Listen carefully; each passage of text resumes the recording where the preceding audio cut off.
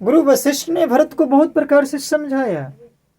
सुनहु भरत भाभी प्रबल, बिलखि कहे मुनिनाथ। हानि लाभु जीवन मरनु, जसु अप जसु विधि हाथ।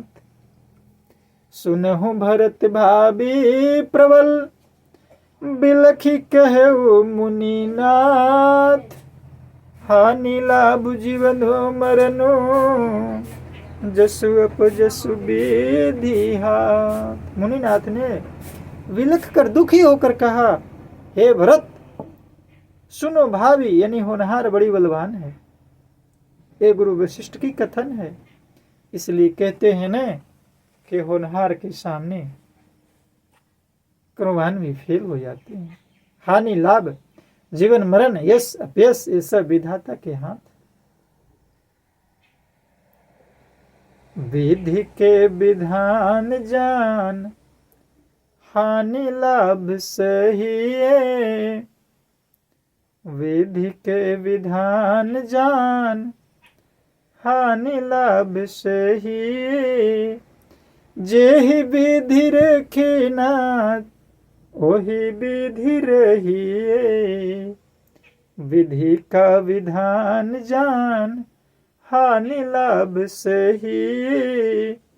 जेहि विधि रखी राम, वही विधि रहिए। गुरु वशिष्ठ का कथन। उन्होंने भरत को समझाया कि कर्म जो है अपना पूरा करो, बाकी सब विधाता के हाथ है।